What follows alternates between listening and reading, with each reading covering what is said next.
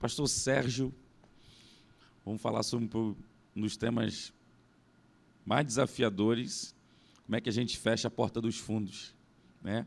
A evasão de jovens. Você pode aplaudir ao senhor para receber o pastor Sérgio, por favor?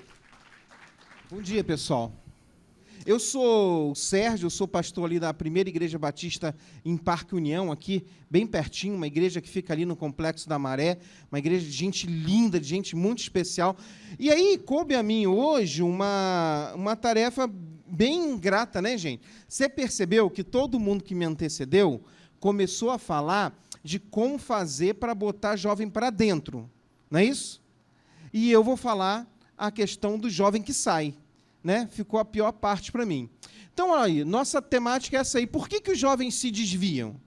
Por que eles se desviam? É interessante a gente pensar essa ideia de desviar, né? O que é isso, né? Porque, assim, pessoas crentes podem se afastar da igreja e continuar crendo em Deus, não é verdade? Pode ou não pode? Pessoas de igreja, jovem de igreja, pode se afastar da igreja, se afastar de Deus. Pessoas podem se afastar da sua igreja e você ficar bem chateado, falar assim, ele se desviou da minha igreja. E aí ele está numa outra igreja, né? E ele está afastado da sua e numa outra. Então, a gente está... É um cenário complexo da gente pensar sobre essa razão dos jovens se desviam, se afastam das igrejas. Então, o que eu fiz? Eu resolvi perguntar, fazer uma pequena consulta a algumas pessoas para tentarem me dar essas respostas. Eu tenho alguns grupos que eu faço parte, um grupo de jovens da minha igreja, grupo de pastores eu faço parte, e eu consultei alguns outros grupos, né, que alguns amigos têm, são grupos de jovens. E aí eu não fiz uma pesquisa, porque a pesquisa precisaria de um pouco de rigor científico para a gente fazer. Mas eu fiz uma consulta, e a pergunta foi exatamente essa. Olha, por que os jovens se desviam? Por que eles saem da igreja? E eu queria mostrar para vocês alguns dos resultados. Põe aí, meu irmão, aperta aí o botão. Isso.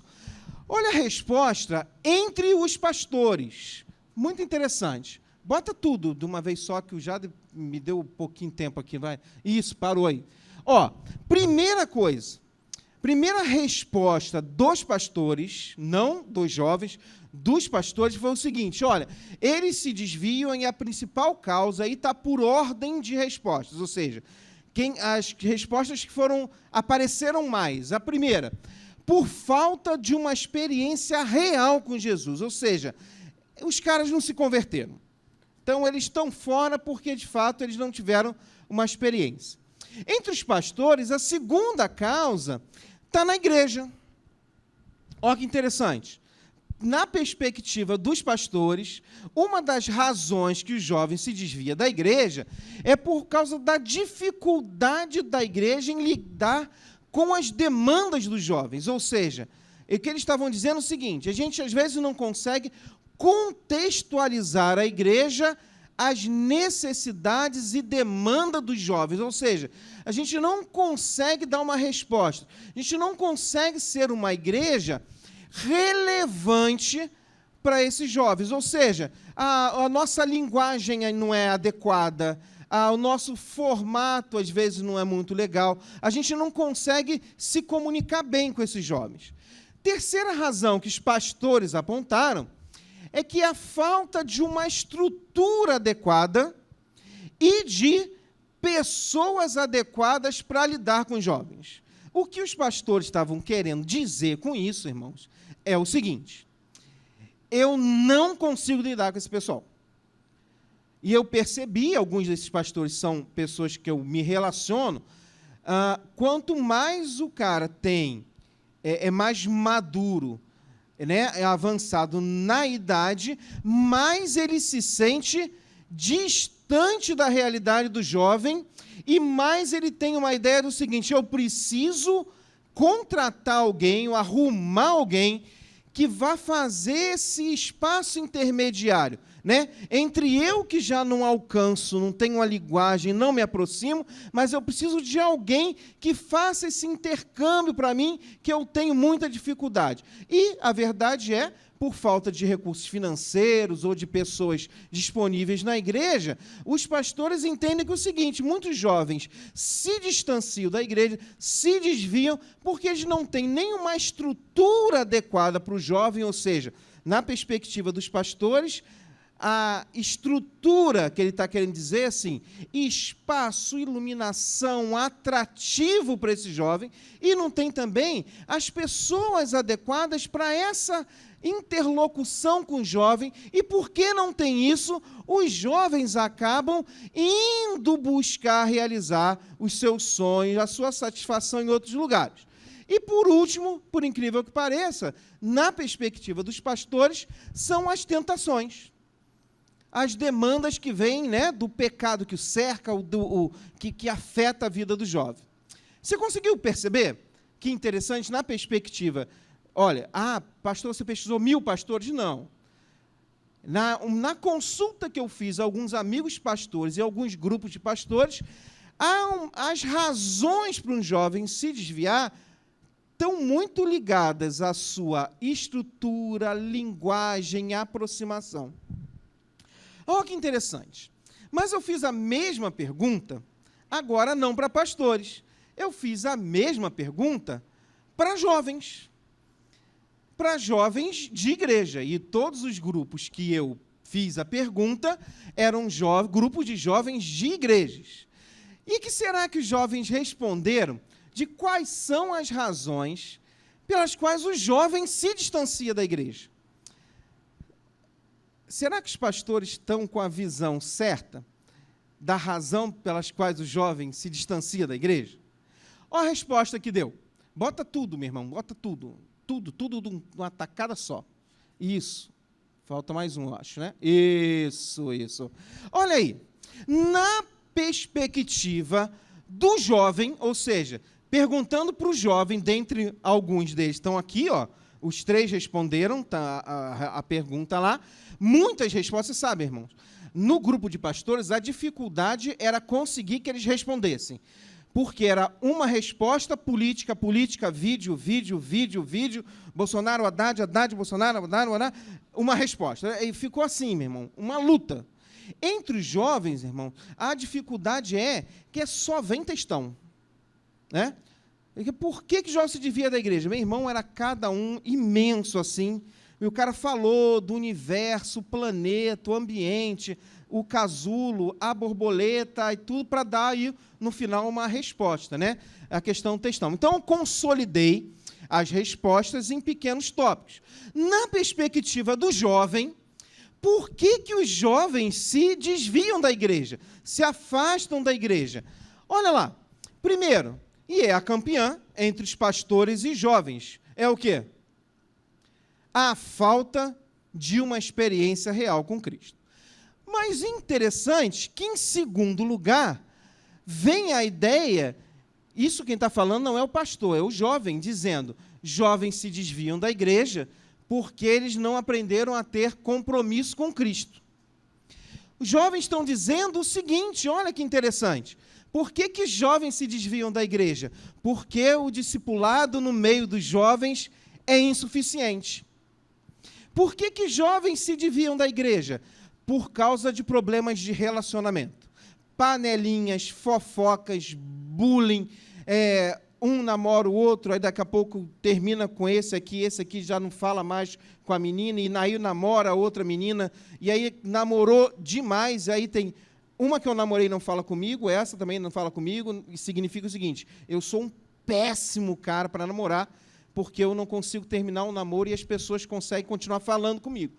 Terminam e elas me bloqueiam, e aí o ambiente da juventude, presta atenção, na perspectiva dos jovens, um ambiente do relacionamento na juventude é uma das razões que levam pessoas a não querer estar ali naquele meio. Ó, que interessante. Você, no seu coração, você falou, é verdade, é verdade. Outra coisa, aí entrou a galera. Decepção com quem? Decepção com os pastores, decepção com líderes, e eles estão fazendo o seguinte, você sabe, e eu vou fazer uma defesa dos pastores, Porque sempre que um jovem se decepciona com alguma questão na igreja, quem vem junto no pacote? O pastor está junto do pacote, né? Porque se associa a igreja, o pastor. Então, quando o cara está falando, muitos deles, decepção com os pastores, líderes, eles estão falando da decepção no ambiente da igreja, o levou ao seguinte: eu não acredito mais nesse lugar. Esse lugar não vive o que prega, esses líderes não são íntegros o suficiente, não falam coisas que me agradam ou que me complementam, então eu estou fora. E olha lá, isso é por ordem de respostas. E, em sexto lugar, a dificuldade da igreja em lidar com as suas demandas. Aí está falando de comunicação, de linguagem, de aproximação. E aí, em sétimo lugar, a falta de uma estrutura adequada e de pessoas capacitadas para lidar com os jovens. O que você conclui dessas duas amostragens de respostas aí? O que você conclui?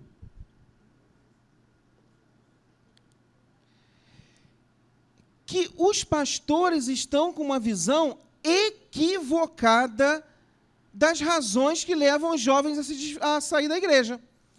Na perspectiva dos pastores, uma boa estrutura, um bom líder, uma linguagem apropriada é razão suficiente de manter esse cara na igreja.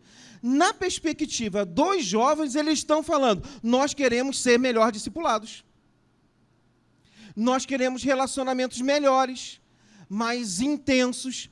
Nós estamos querendo compromisso. É de um jovem olhando para um outro jovem que está se afastando da igreja, a leitura dele não é a leitura que o espaço foi inadequado.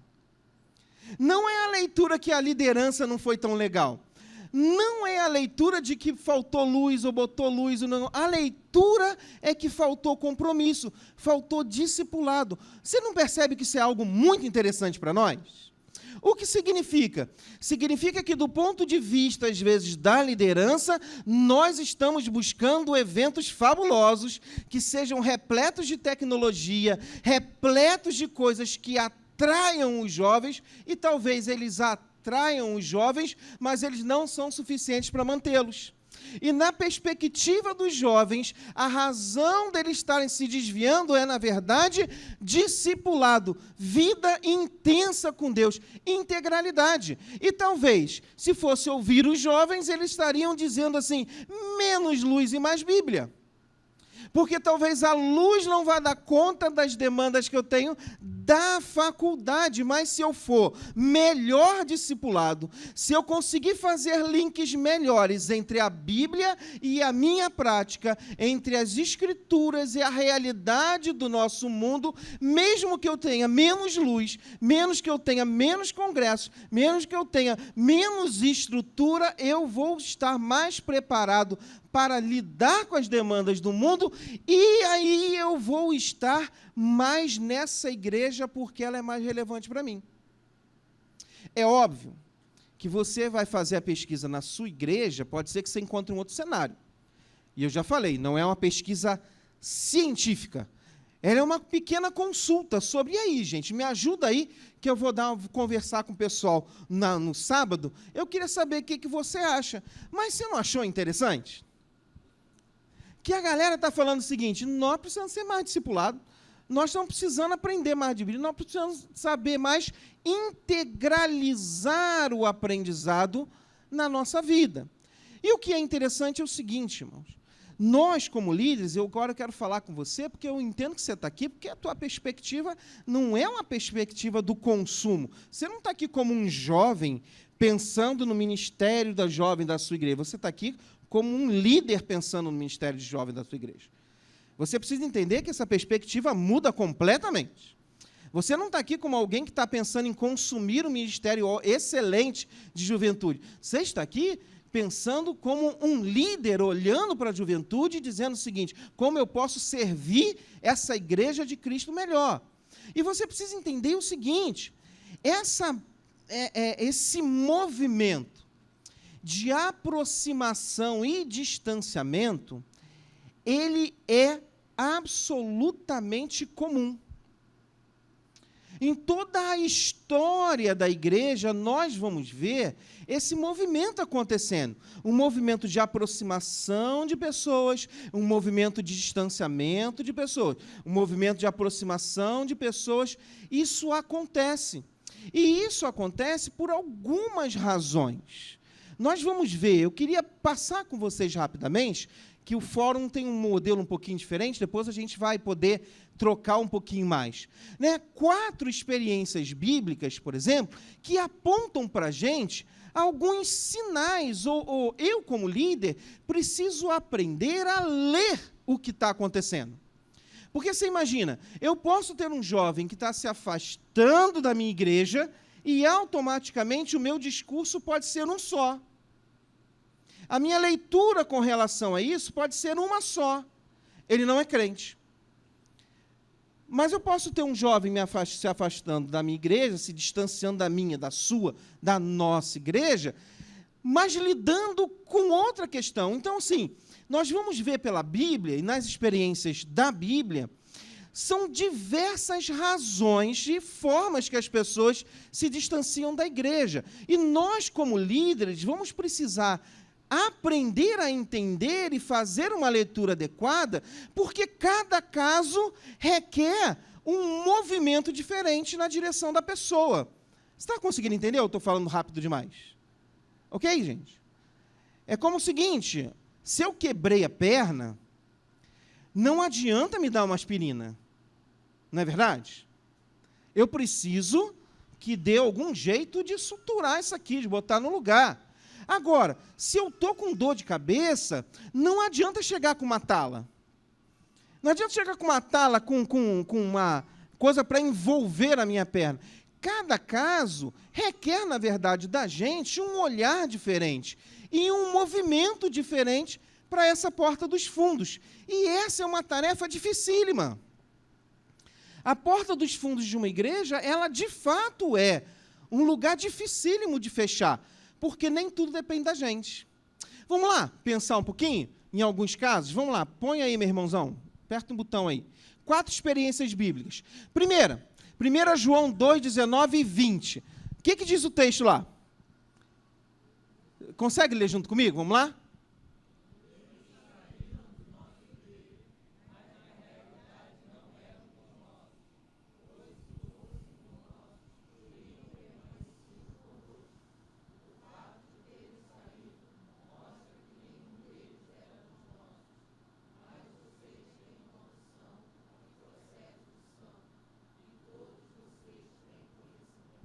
Na perspectiva do texto de João, existe um tipo de pessoa que sai da igreja, que se distancia da igreja. Que tipo é? Que tipo de pessoa é esse? Vamos pensar no jovem. Tem jovens que se distanciam, que se afastam, que se desligam, que logo em seguida estão envolvidas nas práticas que sempre tiveram. Na perspectiva de João, que tipo de gente, pessoa é essa? Você não conseguiu perceber, não? Hã? Alguns nunca foram. Nunca estiveram de verdade. Nunca tiveram o quê? Uma experiência real com Cristo. É muito difícil, irmãos. Alguém que nunca teve uma experiência com Jesus permanecer seguindo a Cristo. Por quê?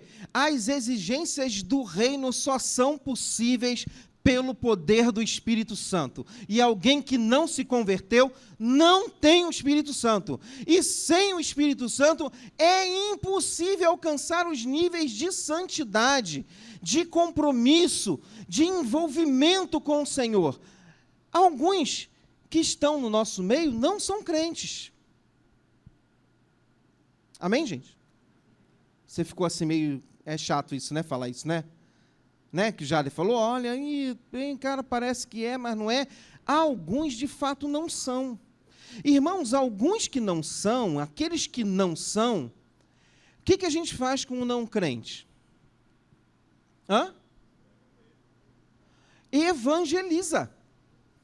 O não crente, ele é evangelizado. Alguns jovens do nosso meio, eles de fato não tiveram essa experiência. Estão no meio de nós, estão como nós, mas não são nossos, não estão conosco. E alguns deles, na verdade, foram plantados ali.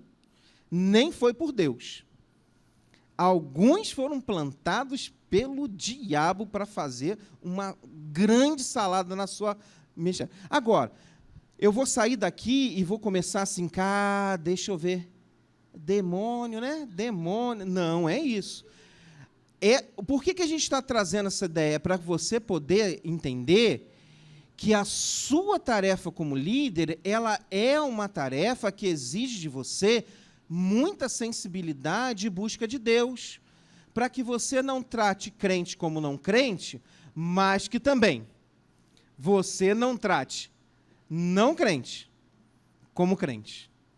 Porque jovens que não são crentes, que estão no meio dos crentes, eles não podem pegar microfone, você não pode deixar algumas pessoas ficarem perto deles, você precisa ter atenção quem está colando, né? Então, você está conseguindo perceber isso? Você não vai sair uma caça às bruxas na sua igreja. Vai dizer, não, é você. Não é.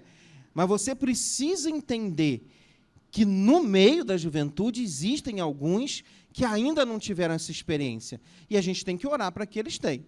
Vamos lá no segundo texto? Vamos lá. 2 Timóteo 4, 9 e 10. O que Paulo está falando? Eu vou ler para a gente ganhar tempo. Procure vir logo ao meu encontro, pois Demas, amando a esse mundo, me abandonou e foi para Tessalônica. Crescente foi para a Galácia e Tito foi para a Dalmácia. Na perspectiva de Paulo, nessa conversa que Paulo está tendo com o jovem Timóteo, pastor da igreja ali de Éfeso, o que é que Paulo está dizendo que aconteceu com Demas? O que aconteceu com ele? Se você, depois de você, na sua casa, procura na Bíblia Demas, você vai encontrar Demas.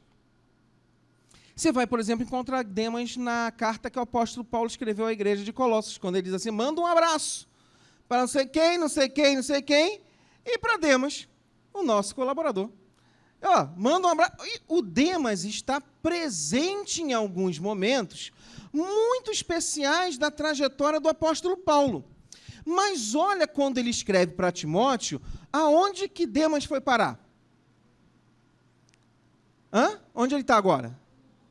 E por qual razão Paulo agora sinaliza? Paulo está dizendo que ele não é crente? Paulo está dizendo que ele é um endemoniado? Paulo está dizendo que ele não... Quem falou de João é que falou, não era nosso. Esse aqui não era nosso, estava aqui, mas não era nosso. Paulo não está falando isso. Paulo está falando o quê? O que ele fez? Ele abandonou porque no coração do Demas se brotou uma nova paixão. Paixão pelo quê? Pelas coisas do mundo. Então, você tem um cara que nunca foi, você tem um cara que é, mas que nesse momento está envolvido com muitas paixões. O cara que não é, a gente faz o quê? Evangeliza, né? E o cara que é, mas está se deixando seduzir pelas paixões do mundo, ideologias, aí a gente tem demais. O tratamento é o mesmo? Não é o mesmo. Ele é diferente, o cara que está sendo movido por outras paixões a ponto de abandonar esse primeiro amor. A aproximação dele é o quê? Completamente diferente da primeira. Vamos lá, andar mais um pouquinho? Bota lá, quarta experiência. O jovem rico. E eis que alguém se aproximou de Jesus e lhe perguntou, mestre, que farei de bom para ter a vida eterna? E Jesus lhe respondeu, por que você me chama sobre quem é bom? Há somente um bom. Se você quer entrar na vida, obedeça seus mandamentos. Quais? Perguntou ele. Jesus respondeu, não matarás, não adulterarás, não darás falso testemunho, honra teu pai e tua mãe, amarás o teu próximo quanto a ti mesmo. E disse o jovem, eu faço isso tudo. o que me falta ainda? Aí Jesus diz para ele assim, se você quer ser perfeito, vai, venda seus bens, dê o dinheiro aos pobres, e você vai ter um tesouro no céu, depois vem e me segue. Amém, irmãos? Hein? Você conseguiu imaginar a sua cena? Você, ouvindo isso de Jesus, no seu ouvido, falando, Filipe, né? Não é Filipe? Ô Filipe, rapaz, ama os mandamentos todos, Filipe falando assim, já fiz um vídeo sobre isso, Jesus. Isso eu faço desde pequeno, está lá no vídeo, o vídeo 32, eu falo isso tudo. Ele fala, Filipe, então tu pega a máquina, pega vídeo, pega o computador, pega esse troço todo aí, vende, e tudo isso aí, em vez de comprar um troço novo, dá para os pobres, e agora eu vou te mostrar uma outra coisa. Aí o Filipe olha assim, minha máquina? Minha filmadora?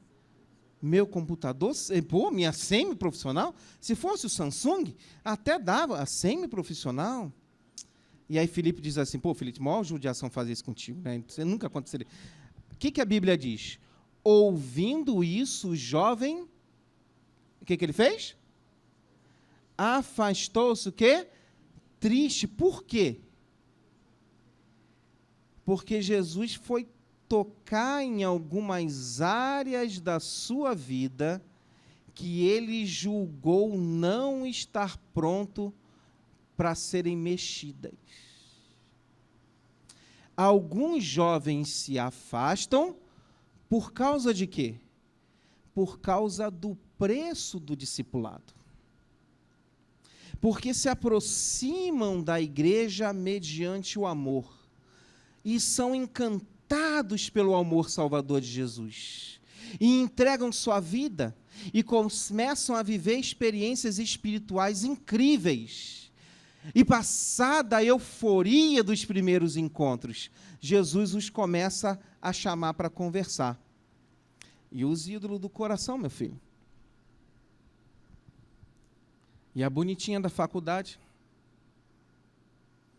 e esse seu namorado não crente, e essa sua namorada não crente. E o trabalho, que você está pisando em todo mundo lá. E a propina. Hã? E aí, meu filho? Hã? E a vaidade do seu coração, como está? Hein? E isso aí, como é que está isso aí? Porque, irmãos, o que é o discipulado? Senão o processo de formação de um discípulo. Meu irmão, não há processo de discipulado sem perguntas difíceis. Não há processo de discipulado sem questionamentos difíceis, sem dizer aí o que você vai fazer com essa sua namorada que você leva para o motel, hein? E agora você é crente, o que você vai fazer? Está compatível isso? Aí o Zezinho fala assim, ah, Senhor, toca em todos os meus bens, mas nela não. E às vezes, o jovem, quando confrontado no processo de discipulado pelo próprio Senhor, ele coloca numa balança. Você coloca. E você está falando que quer liderar jovens. A tua balança é maior ainda. Ele vai falar isso com você. Ele vai falar, e aí? Hã? Vai entregar essa área sua daquele pecadinho? E aí? Hã? Vai entregar essa vaidade do seu coração, que esse ministério está construindo para você mesmo, né? Vai entregar? E alguns jovens, assim como adultos, olham para Jesus e dizem assim, agora está pedindo demais. E aí, irmãos, quando Jesus toca o dedo na ferida, às vezes alguns jovens decidem sair, porque vai lhe custar muito ficar. Então, fica melhor para ele se dizer afastado do que tratar aquele negócio. Irmãos, o tratamento do jovem, que nunca foi nosso, é igual ao jovem que está sendo questionado pelo Senhor e precisa agora tomar passos de fé, precisa crescer, precisa evoluir, e para isso vai ter que entregar algumas coisas nas mãos do Senhor, vai ter alguns preços. É igual? Não é igual. Você está conseguindo compreender que a sua leitura na juventude não dá para ser uma leitura só simplista? Todo mundo saiu, nunca foi nosso. Todo mundo saiu, está em pecado. Todo mundo saiu. Não, A gente vai ter que começar, por isso o pastor Jardim falou muito bem, acolhimento, aproximação, os eventos não dão conta disso.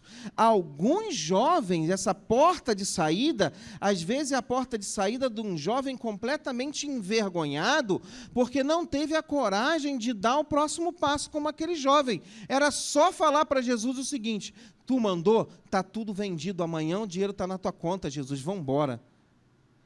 Muitos de nós, líderes, estamos sendo cobrados nesse processo discipulado. E você está correndo. Ou então você está se escondendo atrás da liderança, construindo em você um grande líder. Mas você sabe que o Senhor tem feito perguntas de coisas que você precisa entregar e que você ainda não entregou. E a uma hora você vai começar a correr, vai começar a fugir. E o líder, sabe qual é o problema? Ele vai correr para se esconder atrás da liderança. Às vezes os jovens não têm a liderança e às vezes eles correm para fora porque estão sendo questionados pelo próprio Senhor. O tratamento com eles é outro, ou não é? É outro. Mais um, você aguenta mais um antes de comer a costela? Quem escolheu costela aí, meu irmão? Levanta a mão. Meu irmão, é preferência nacional isso aí, né? Tem uma costela te esperando. Mas você só vai tomar posse dela se você aguentar mais um pouco. Amém, irmão? Joia, vamos lá. Passa aí mais um. É a última experiência bíblica, você já tá quase pegando, né?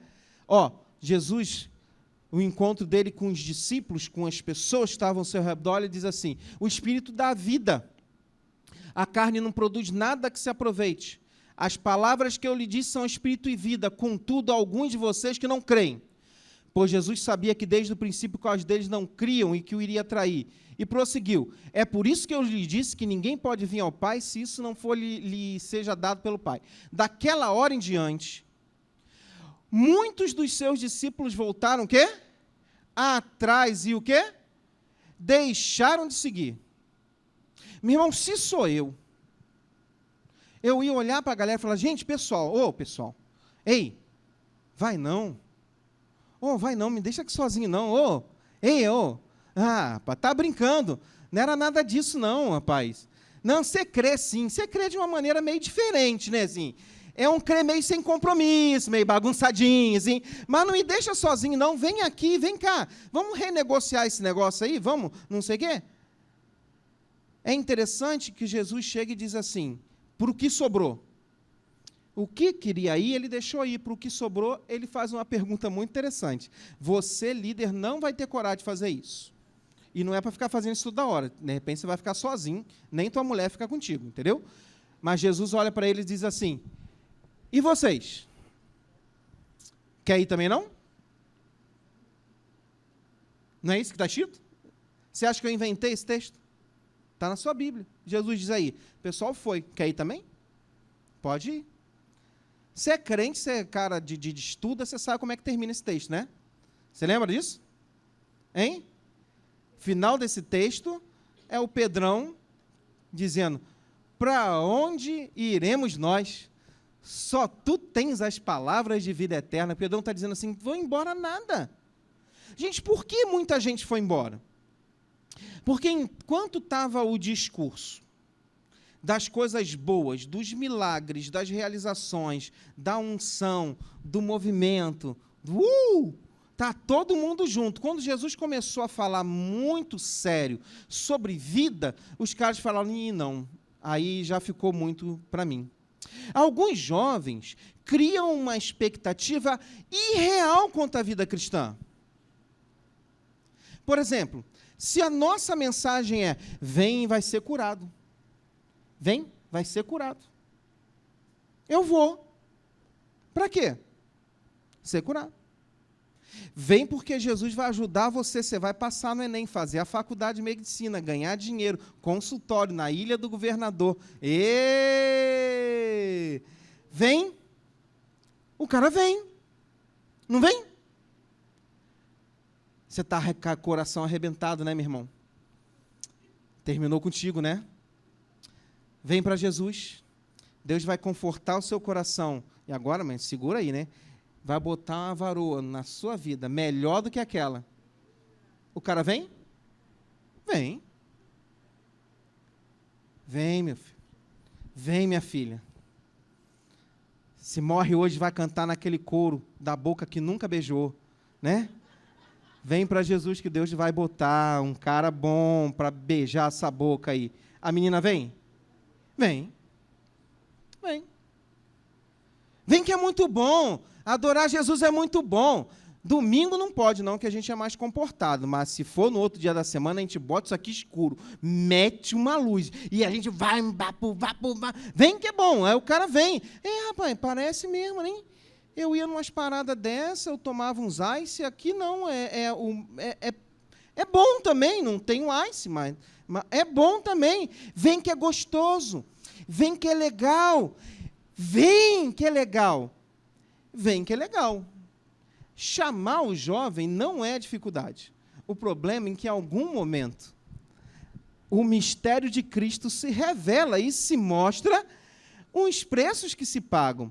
A expectativa irreal do jovem com relação à igreja, ao reino, ao ministério, leva o cara no meio do caminho a reavaliar o seguinte: a proposta que me fizeram é: vem que eu caso. Não casei. Vou. Vem que vai aparecer o cara que vai beijar sua boca. Tem 3 anos. A boca só tem batom. Nunca recebeu. Não cumpriu. O que acontece? A expectativa irreal leva o jovem, muitas vezes, a dizer o seguinte: não era bem isso que eu comprei, não. O pacote evangélico que eu comprei não tinha esse negócio de jejum, oração, não tinha esse negócio de não transar até casar. Não, o pacote que eu comprei era outro. Não tinha esse negócio de perder. Não tinha nem essa parada do cara dar na minha cara, eu ter que virar outra, porque o que eu tinha no meu pacote era assim: dá na minha cara, Jesus vai encher minha mão de poder, e eu dou-lhe um soco, a cabeça do malandro vai lá na esquina, era outra.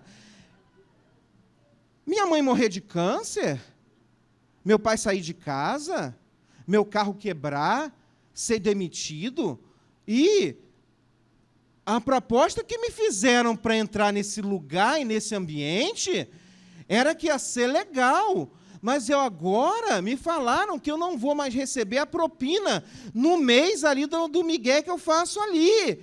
E agora o cara, meu chefe, olhou para mim e disse assim: ah, tu não está mais no esquema não, maluco? Tá não? Vou botar outro cara no teu lugar. E aí eu vim para esse negócio chamado evangelho, igreja, eu achei que eu ia ser promovido e fui demitido. Ah, peraí, mano, não foi esse pacote que eu comprei, não. Cadê as bênçãos? Cadê a maravilha?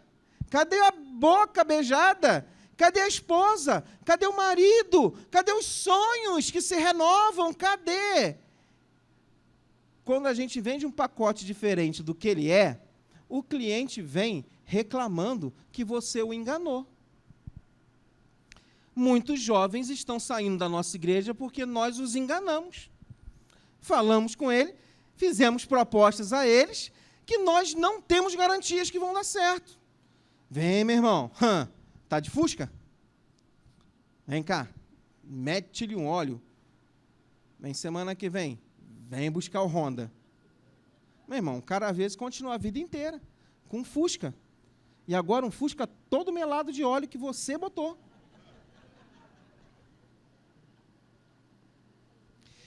Expectativas irreais. Vamos lá, já estou na hora, não estou? É tu que é o meu controlador? Passei da hora, já estou. Tem que parar? Tem que ir embora? Então vamos. Bota aí o que fazer. Bom, a proposta que você tem que fazer para que a porta dos fundos seja menor, mais estreita, eu não consigo fazer ainda na minha igreja. Ainda a porta dos fundos é imensa. Mas tem que passar por um movimento intenso de intercessão pelos jovens. Jovem é negócio de oração, gente. Tem jeito. Para aguentar jovem, oração. Outra coisa, um movimento de evangelização intenso. Mas evangelização, irmãos. Não, um jogo de promessas irreais. A nossa evangelização não é evangelização se não tem evangelho. se não tem cruz, se não tem pecado, se não tem necessidade de arrependimento, se não tem nada disso, não é evangelização, é adesão a um clube. E na adesão ao clube, você trouxe um cliente. E o cliente, à medida que o negócio não está legal, ele arruma outro lugar. E hoje não falta igreja para dizer, sai daqui, vem para cá. Ali, meu irmão, às vezes me dá vontade de fazer uma promoção lá na igreja. Vem para cá e o dízimo aqui é 8%. Vai uma galera. Daqui a pouco tem negócio assim, 5%, 3%, paga parcelado dízimo. Por quê? Porque nós, às vezes, como igreja, começamos a fazer promoções do evangelho. Venha para cá e vai ficar... Não, evangelização com o evangelho real. Outra coisa, um movimento de discipulado intenso. Você viu qual é a questão dos jovens, pelo menos os que responderam? Eles não estão pedindo que o evento tenha mais fumaça, mais luz e menos... O que ele falou? Se o nosso discipulado não for um bom discipulado, tem o Mateus ali, aquele menino do meio ali, ele fala um negócio para mim muito legal. Eu digo, Mateus, por que a gente está numa draga danada? Que o pessoal está ruim, os crentes estão difíceis. O Mateus, esse menino de 19 anos, ele chega assim, pastor, falta doutrina. Sabe quem é que devia estar respondendo que falta doutrina na pesquisa? Os pastores, doideira. Nós é que devíamos, em vez de estar pensando o seguinte, falta estrutura, falta linguagem, nós é que devíamos estar dizendo na pesquisa o seguinte, não, falta doutrina. Mas sabe quem é que falou que falta doutrina? O jovem falou. Porque falta doutrina, eu não faço os links com a realidade. As peças não se encaixam no meu ambiente teológico, na minha teologia. Teve uma vez lá na igreja um menino... que já não está lá, ele falou assim, pastor, eu sou muito a favor do movimento gay. O que está? O que você está querendo dizer com isso? Acolhimento, que é acolhimento também, né? Não, de salvação, acho que dá para casar, ficar na igreja, dá para fazer isso. Então, beleza, tranquilo. Como você arruma isso dentro da sua teologia? Ele, como assim? Não, porque assim, para aceitar isso, você tem que pensar o seguinte, homossexualismo é pecado? Está vendo? Tem que voltar um pouquinho. É pecado? Aí eu vou ter que dizer, não é pecado. Isso não é pecado. Se dá para estar não é pecado. Tá, ok. Aí eu preciso voltar um pouquinho. Então, o que é pecado? Você crê no pecado? Não, pastor, pecado, ninguém crê mais nisso, não. Bobana, tu tá velho mesmo, hein, pastor? Ninguém, não tem pecado. Então tem que voltar mais um pouquinho. Mas e a cruz foi o quê? Jesus morreu pelo quê? Não, ele morreu para dar um bom exemplo. Sim, mas isso não é o que a Bíblia diz. O que você crê sobre a Bíblia? Não, eu creio que a Bíblia é um livro maneiro. É um livro bom. Você está entendendo que para você dar conta de uma coisa, você precisa organizar a sua teologia. Né? Não adianta você falar que assim, não, eu creio na reencarnação e eu quero estar aqui dentro da igreja, ser crente. Não dá. Por que não dá? Você vai precisar fazer perguntas. Assim, eu creio que o cara reencarna. Sim, reencarnou, então, vamos lá. Como é que é negócio de morte? Acontece o quê? E aí, então, se reencarnar, como é que fica Jesus? E salvação é o quê? A gente precisa organizar a nossa teologia. Porque a gente agora fica assim, não, eu creio que isso aí é possível. Aí fala, e dá conta de quê? Não precisa dar conta. Não precisa dar conta da teologia. Eu preciso só acreditar numa coisa. Meus irmãos, quem vive dessa fantasia são os incrédulos, não nós. Nós organizamos a nossa teologia. Ou seja, para aceitar alguma coisa, eu vou precisar organizar. Tem cruz, tem pecado, o que eu creio da Bíblia, o que é isso. O nome disso é doutrina, gente. É discipulado. Um discípulo sabe o que a Escritura diz. Agora, se o seu ponto de partida ou do seu jovem eu não acredito na Bíblia, você já está com a banana na mão. Né? Tá ou não está, pastor? Está com o pé inteiro, com a bananeira inteirinha na mão. Muitos dos nossos jovens estão acreditando em coisa, mas não vêm arrumar a teologia. Para crer nisso, como é que eu dou conta disso? Como é que eu dou conta disso? Como é que eu dou conta disso? O cara só crê. Não, acredita, está tudo bem, está tudo bem. Onde está isso? Discipulado. E um movimento em prol da missão e não do entretenimento, né? Se a gente convida a gente para se divertir, as pessoas vêm e se divertem, né? Mas se a gente apresentar para elas um plano que envolve o sofrimento, a renúncia, o pagar o preço, você não vai ganhar nada, perder noite de sono, você vai investir a sua vida em outras vidas e não vai ganhar nada com isso, a não ser a salvação da pessoa, a pessoa vem para a missão ou não vem para a missão. Mas se a gente chamar ela para se divertir, você chamou para se divertir, ela vai se divertir. Se os nossos jovens não vierem para Cristo, não estiverem na nossa igreja por causa da missão, você vai ter que se rebolar demais para cada dia arrumar um negócio diferente para segurar o seu jovem. Uma vez um jovem da minha igreja me perguntou: pastor, o que vocês vão fazer para segurar o jovem da igreja? Nada. Não vamos fazer nada. Como assim nada? Porque se Jesus não for suficiente para que ele esteja na igreja, se Jesus não for o centro, uma semana eu vou fazer malabares, outra semana eu vou cuspir fogo, outra semana eu vou entrar na igreja sentado em cima de um elefante, uma outra semana vão ter mulheres sambando aqui para segurar o jovem na igreja. O que segura o jovem na igreja é uma experiência profunda, real e transformadora com Cristo Jesus. Isso você, líder, precisa proporcionar para a pessoa que você está guiando. Amém, gente? Vamos fechar essa porta dos fundos? Se der certo, você me conta depois, que eu aplico tudo lá na minha igreja? Amém? Pastor, você está com a palavra aí. Gente, vamos ouvir o pastor Rafael. Quero que ele fale, entregue toda a oferta dele de coração, que ele vem pedindo a Deus uma palavra e o Senhor Deus deu essa palavra para ele. Vai falar com a gente sobre a juventude do futuro. A gente conversava ali e a proposta dele é que seja uma fala provocativa. Então é importante que a gente possa estar anotando para a gente poder, daqui a um pouco, conversar um pouco mais sobre isso. Pastor Rafael Corrêa, uma liderança, uma referência para a gente. Boa tarde. Boa tarde a todos. Eu estou feliz, primeiro, por estar aqui, né? Por poder ter passado aqui uma parte da manhã e ter escutado tudo que eu escutei. Do fundo do coração, eu espero que você saia daqui mais ferramentado do que você chegou, porque uma das coisas que você vai precisar, quando você sair daqui, é de coragem.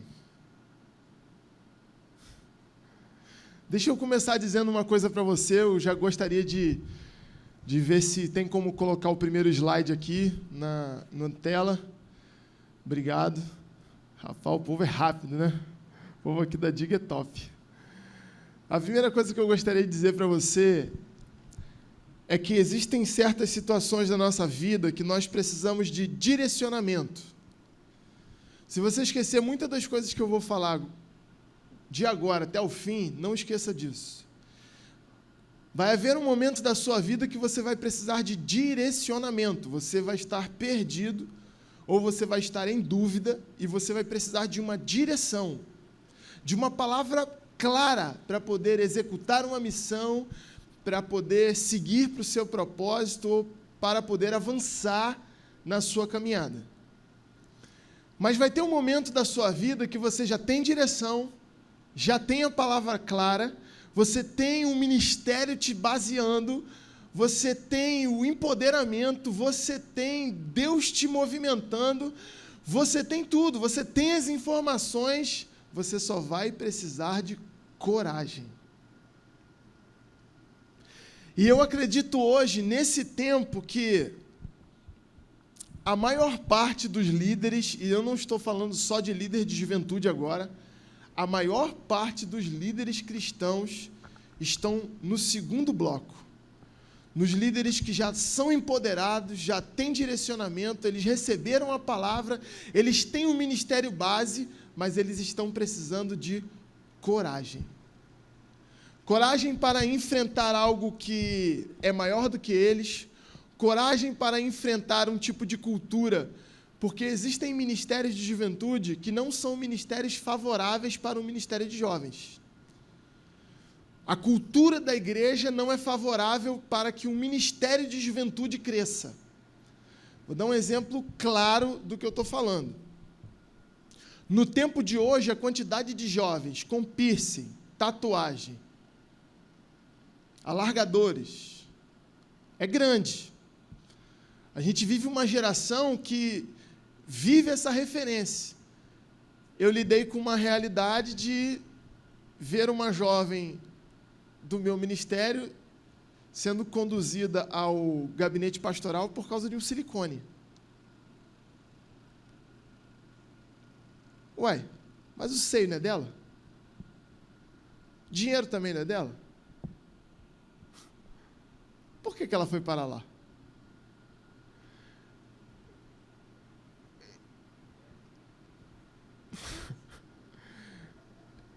Então, eu ouvi uma coisa aqui que eu não vou repetir, mas pode ser.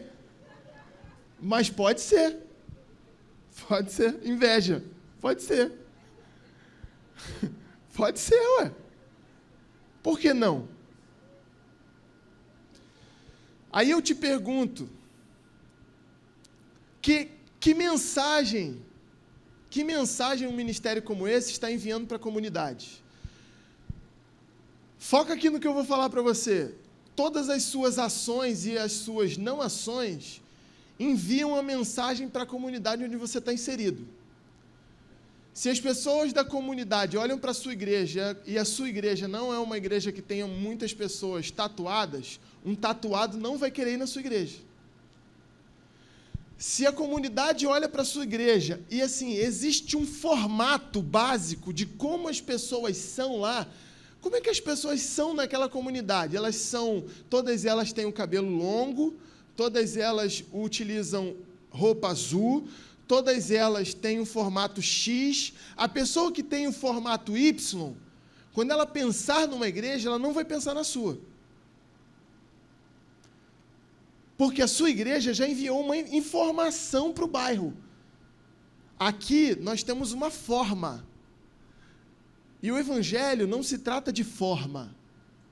Porque tudo que os fariseus gostariam que Jesus fosse, era um homem dentro da forma. E Jesus não era. Então eu vou entrar no assunto com você perguntando: há 20 anos atrás, será que os líderes pensavam no dia de hoje? No mês de outubro de 2018, será que os líderes de 20 anos atrás pensavam que 18 de outubro de 2018 existiria? Há 30 anos atrás, nasceu uma geração, a minha. Na minha geração, eu nasci na geração da bolinha de gude, do peão, da pipa. Há 15 anos atrás, nasceu uma outra geração. Uma geração que sempre existiu 3 coisas para eles: o sol, a lua e mais o quê? Mais o quê? Fala aí, gente. Contribui. Essa geração de que nasceu há 15 anos atrás, ela tinha 3 coisas básicas no mundo: o sol, a lua e mais o quê? Mais o quê? Pode falar, gente. Não sabe? A internet. A geração que nasceu há 15 anos atrás, nasceu num tempo onde sempre existiu 3 coisas: o sol, a lua e a internet. E isso fez toda a diferença no mundo. A nossa geração, ela se aproveita da internet. Mas a geração que tem 15 anos, ela não sabe viver sem a internet. Nunca existiu um mundo para ela sem a internet. Quando ela nasceu, a internet já existia. O nosso mundo, a gente consegue imaginar um mundo sem internet, porque a gente nasceu nele. Mas essa geração de 15 anos, ela não consegue imaginar um mundo sem internet. E aí, há 15 anos atrás, quando a internet começou a se despontar, a acontecer, e o movimento tecnológico começou a avançar, os líderes já deveriam estar projetando 2018, 2020. E como o pastor Sérgio muito bem falou aqui, a nossa falta de intencionalidade não nos faz pensar assim. Se hoje você é líder de uma juventude, como é que você acha que o mundo vai estar em 2030? Pode passar o segundo slide. Um dia, lá no passado, em nosso presente, apontávamos o futuro. Você consegue ver como o passado, o presente e o futuro se conectam? Um dia lá no passado, passado que para nós hoje é passado, mas para a pessoa que estava lá era presente, essa pessoa apontava o futuro. E o que nós estamos apontando hoje? Quais são as tendências que virão daqui a 5, 10, 15 anos? Será que nós estamos estudando as nossas gerações? Será que quando a geração Y apareceu, os líderes estudaram sobre o que era a geração Y e qual era a sua maior característica? E quando a X veio? E a Z? Ou talvez nem passe pela sua cabeça o que significa geração Y, geração X e geração Z. Eles têm características completamente diferentes, pensam diferente, querem coisas diferentes, e eles estão dentro das nossas igrejas. E nós, muitas vezes, como líderes, a gente não tem a mínima ideia de quem eles são.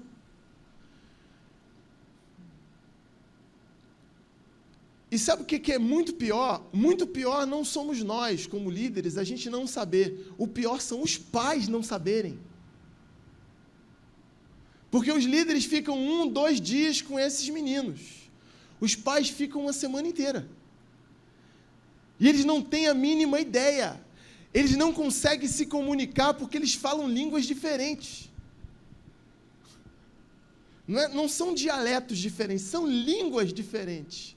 A pergunta não é se a gente vai chegar no futuro, mas sim como nós vamos nos preparar para ele. Como estamos fazendo a leitura do ontem, do hoje e dos indícios do amanhã? Como? Como? Será que a Bíblia... Uma coisa muito interessante, Jesus é a nossa maior inspiração, né? Uma das orações que Jesus fez, ele fala o seguinte: eu não oro somente por esses, mas também por aqueles que ainda hão de crer no meu nome. Jesus estava no ano 0, ou no ano 30, apontando, cara, lá para 2018, hoje.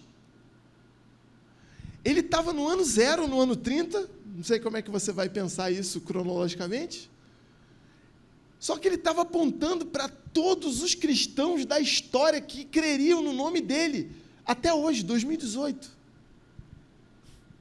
Orando por mim, pensando no futuro. E como nós estamos pensando o futuro?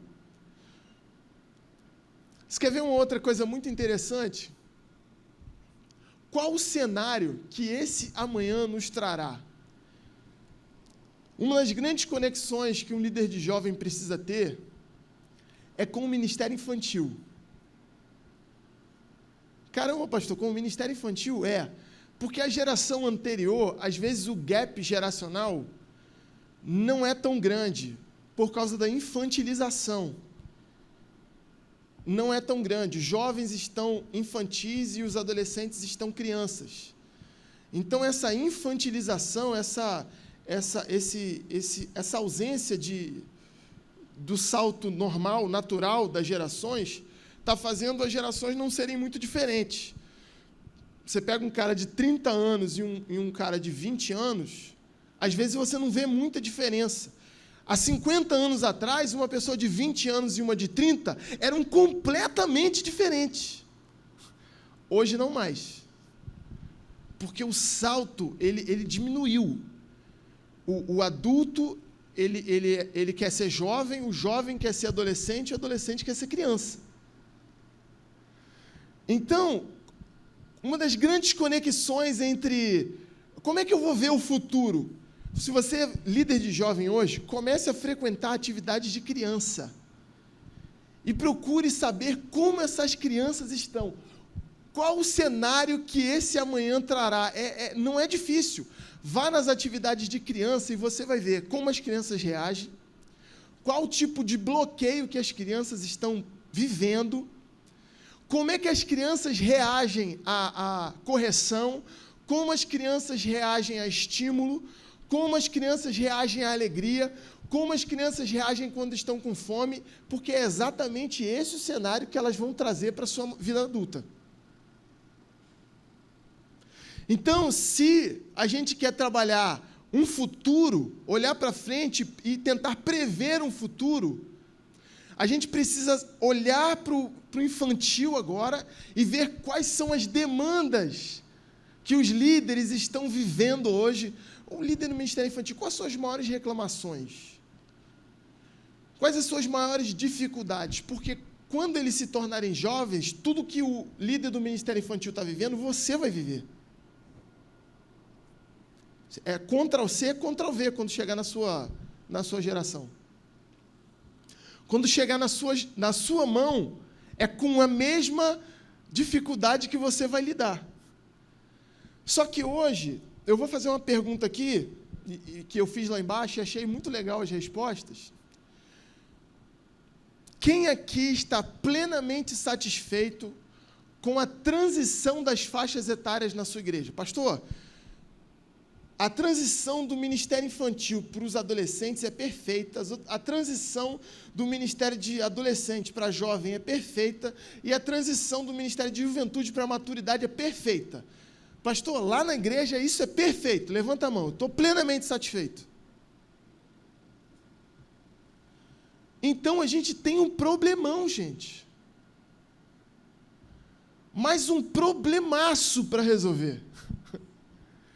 Porque se o gap das gerações não está sendo feito, essa geração está sendo empurrada na marra para outra fase.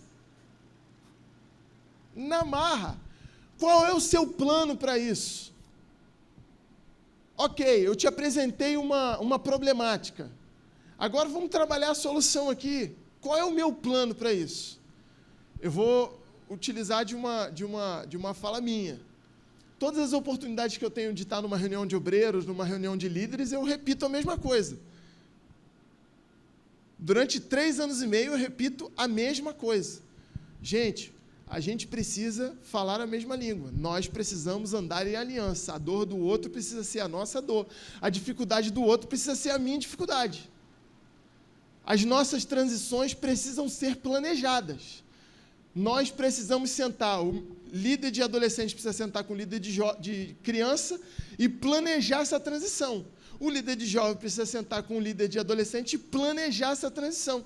Toda vez que nós estamos em reunião de obreiros, eu bato na mesma tecla. Adiantou até agora? Está melhorando. Não adiantou. Mas está melhorando. Fala. Tem uma hora que alguém compra o teu discurso. Aí já não é mais só um falando, são 2. Aí fala, 2 falando aqui, fala. Aí daqui a pouco um terceiro compra, tem 30. Mas tu não está sozinho mais. Agora vocês já são 3. Entendeu? Já dá até para orar e Deus está perto, Deus está junto. Entendeu? Onde 2 ou 3, ali ele estaria. Já tem até a presença manifesta de Jesus agora no negócio. Você já não está mais sozinho. Mas qual é o seu plano? Talvez você seja mais sábio do que eu. Encontre uma estratégia diferente de falar. De repente, Deus te dá uma sabedoria diferente. Uma sagacidade diferente para esse plano. Mas você precisa ter um plano. Quais os desafios atuais? Você já listou os seus desafios? Eu gosto muito de fazer ticar as coisas, né? De botar a lista de afazeres lá e vir ticando. Eu acho prazeroso aquilo, né? Pô, consegui um, consegui 2, consegui 3, consegui 4, consegui 5, agora eu posso comer um hambúrguer para comemorar. Aleluia! Eu venho como? Dieta, eliminei quantos quilos? X, agora eu posso comer um hambúrguer. Ué, é isso mesmo, eu tenho direito. Só que se você não sabe exatamente quais são os seus desafios, deixa eu dizer uma coisa para você. Existem desafios que estão diante de nós, no ministério, na vida, que eles são muito grandes. E talvez você precise de mais do que um dia ou mais do que uma semana para vencê-los. Só que existem desafios menores. E cada vez que você cumpre um desafio menor, o seu nível de satisfação aumenta. E se você começar a eliminar os desafios... Hoje eu estava escutando um matemático que tem um canal no YouTube de 1.400.000 seguidores no YouTube. Matemática Rio, eu acho. Matemática Rio. Conhece? Matemática Rio? Aí ele estava falando na CBN. Aí ele estava dando uma orientação para quem vai fazer a prova agora, semana que vem agora. Tem alguém que vai fazer o Enem aqui? 1, 2, 3. 3 pessoas. 4. Vou te dar o bizu que ele deu. Começou a fazer a prova, pegou uma questão muito difícil, nem tenta, já pula para a próxima. Por quê? Porque é muito difícil? Não. Porque se você resolve uma situação mais fácil, isso te dá confiança. Caraca, eu sou o cara, eu sou a cara, consegui resolver isso aqui, vamos para a próxima, vamos para a próxima. Porque o Enem não é se você conseguiu fazer a mais difícil, não, é se você acertou o maior número de questões. A questão difícil vale tanto quanto a questão fácil em matemática. Então, começa nas fáceis. E a vida, ela também é assim. E o ministério também é assim. Começa na parte mais fácil. Vai pela beirada, vai comendo aqui pela beirada. O que eu posso fazer mais fácil aqui no ministério? Vai fazendo o que é mais fácil primeiro. Vamos lá. A recompensa vale a pena? Deixa eu dizer uma coisa para você. No meio cristão, a gente tem uma espiritualidade muito romântica. E aqui eu queria que você prestasse bastante atenção no que eu vou falar agora. Evita o máximo possível romantizar coisas que não merecem romantismo. Não, mas eu faço por amor. Amém. Glória a Deus. Não, mas eu faço por senso de missão. Amém, amém. Glória a Deus por isso. Não, mas eu faço porque Jesus me salvou. Amém. Jesus te salvou. Amém. Se você não fizer nada ou fizer muito, Jesus te salvou. Amém. Jesus te ama. Amém. Amém ou não amém? Fiz muito, Jesus me ama. Amém. Fiz pouco, Jesus me ama. Amém. Amém. Glória a Deus. Tudo isso, amém. Só que a gente está rodeado de texto bíblico e de história cristã que relacionam desafio e recompensa. Deus me conhece, sim ou não? Foi Ele que me criou, sim ou não? Então Deus sabe que eu me movo por desafio e recompensa. Vou dar um exemplo claro do que eu vou falar para você agora.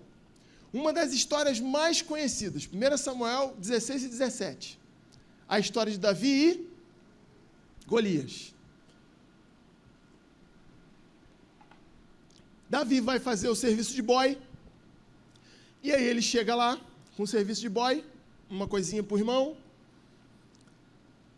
e ouve o que ele ouve? O que ele ouve? Não, primeiro, foi a recompensa primeiro, não. Ele ouviu a recompensa, mas quando ele chegou no campo de batalha, ele ouviu um cara gritando. Ele ouviu o confronto, o desafio.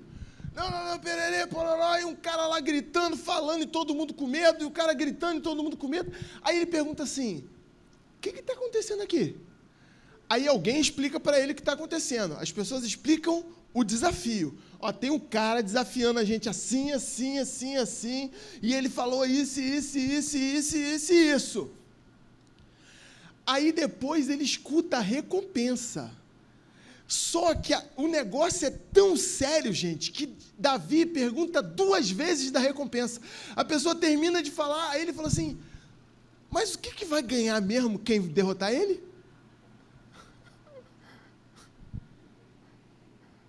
Porque o desafio trouxe a carga espiritual e emocional. Quem é esse cara para afrontar o Deus vivo? Tocou na alma e no espírito, mas o ser humano é corpo, alma e espírito. Tocou na alma e no espírito o desafio. Quem é esse cara para afrontar o exército de Deus vivo? Meu Deus é poderoso, eu vou em nome dele, em nome de Jesus e tal. É o Davi espiritual. Aí o Davi almático, ele está lá ouvindo, eu sou homem, rapaz, e eu sou homem de Deus, eu já venci. É a alma de Davi falando, esquece espírito, já foi. A parte espiritual de Davi já foi. Ele já colocou o que ele tinha que colocar. Esse cara está afrontando não é o exército, é o meu Deus, então eu vou contra ele. Aí ele vai para a alma. Eu já venci o leão e eu já venci o urso. Aí agora ele vai para a carne, agora ele vai para o corpo. O que vai ganhar o cara que ganhar esse cara aí? Vai ganhar a esposa, vai ficar isento de benefícios, rapaz, o negócio é melhor do que eu imaginava. Vamos partir para dentro. Você consegue entender? Quando você olha para o seu ministério de juventude, o que você está vendo? O desafio que você está vendo no seu ministério de juventude faz você lembrar de Deus? Faz você olhar para Deus e falar assim, isso aí está confrontando, não é a mim não, nem a nossa igreja não, está afrontando Deus, eu vou partir para cima disso aí e vou ganhar. E vai dar certo, porque o reino de Deus é que vai ser beneficiado com isso tudo. E aí? Quando você olha para esse desafio, quando você olha para isso tudo, isso move o teu brio, faz você lembrar dos desafios que você já venceu. E aí? Quando você olha para o seu desafio, você olha também a recompensa vale a pena. Agora eu vou avançar rápido, porque o chefe já chegou aqui, eu tenho 5 minutos para terminar. Vai, próximo. Deixa eu falar uma coisa para você, e eu, nós podemos viver sobre aquilo que a sociedade e o mundo nos influencia, ou nós podemos viver sobre o que a palavra de Deus nos influencia. Não, passa esse aí que eu vou falar esse por último. Passa, esse, beleza. Vamos lá. Não, esse aí volta. Aí, beleza. Eu já citei sobre isso, mas eu vou passar aqui, ó. O prolongamento da condição infantil. Estamos alimentando uma geração futura com as frases mais paternais possíveis. Exemplo, meus meninos. Quem aqui nunca viu um líder de jovens chamar um galalau de 20 anos de meus meninos? É de meus meninos, vai ser meus meninos. Quem aqui nunca viu um líder de jovens chamar uma menina que acabou de ser mãe solteira de minhas filhas? As minhas filhas. Minhas crianças, essa para mim é a pior de todas. Minhas crianças. Lá na igreja tem 2 já. Transou com a namorada, a criança fez criança. Minhas crianças. Vamos lá. Deixa que eu faço. Não, deixa que eu faço. Você não tem maturidade para isso. Tem maturidade para transar, para fumar maconha, para mentir para o pai, para mentir para a mãe, para fazer o maior número de asneira que você pode imaginar possível. Mas não tem maturidade para fazer algumas coisas na igreja. Não tem. Não tem. Não tem. Eles não podem ficar sozinhos. Vamos lá. Retiro de 2016.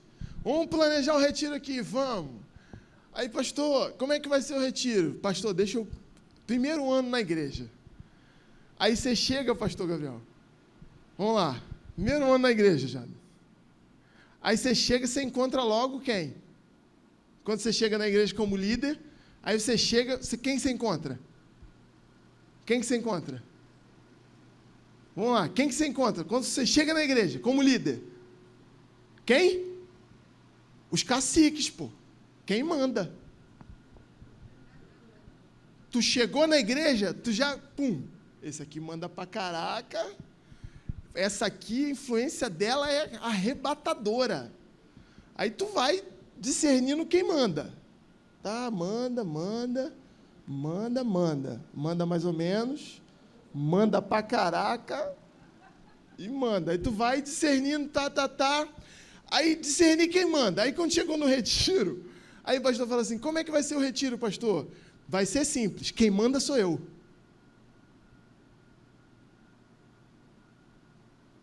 Como assim, pastor? O fulano não manda no retiro, a fulana não manda no retiro, o Beltrano não manda, ele pode mandar na tesouraria da igreja, ela pode mandar no Ministério de Mulheres, ele pode mandar no departamento tal, mas no retiro sou eu que mando. A última palavra é minha. Pode ser assim? Pode. Ele falou pode, meu pastor falou que pode, irmão. Então pode. Vamos sentar agora para planejar o retiro. Aí sentou os caciques todos. Meu pastor e eu. Aí eu lá, acuadinho já, daqui, ó. Acuado. Rapaz, é muito poder. Parecia, o negócio da esfera do dragão estava toda reunida ali, naquela sala. Aí eu acuado lá, né? Mas como é que vai ser? Não, comprei uma piscina, daquela da Intex, americana, com escada, 20 mil litros, top, pastor. Pá, mas vai ter um horário diferente para menino entrar na piscina junto com menina? Deixa eu perguntar, irmão, quando o teu filho vai na praia e a tua filha vai na praia, porque eles vão junto, tu pede para eles entrarem em horários diferentes no mar? Que isso, pastor? Então aqui na igreja também não vai ser diferente, não. Vai entrar todo mundo no mesmo horário. Vai ter culto de manhã e de noite? Não. Como que não, pastor? De manhã a gente vai fazer uma sós com Deus. A gente vai acordar, vai orar ao Senhor, depois vai tomar café, depois vai fazer uma devocional. Mas não vai ter culto? Não, não. O culto que vocês estão falando que é culto, aquele que tem que ter oração inicial, louvor, palavra, ofertório, não. Esse não, vai ter não. Vai ter o culto deles, o culto que eles vão fazer com Deus. O culto deles vai ter. Esse tradicional que junta só vai ter de noite.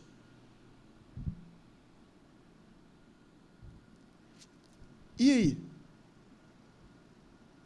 E aí?